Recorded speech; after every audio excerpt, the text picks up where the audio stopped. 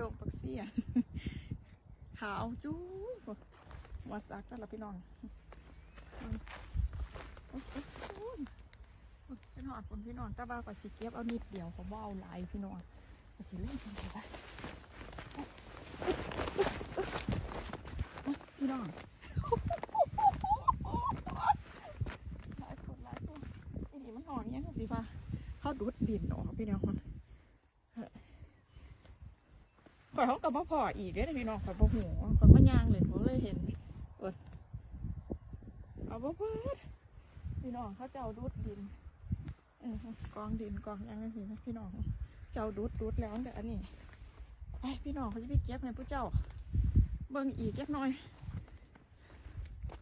จังสีเมื่อพี่น้องจ้าเฮ้ยเนาะ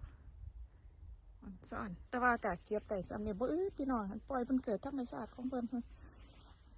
บ่เก็บหรือเริ่มสูงนะสิตกคอหักตายพี่น้องเราได้กับฟังเราได้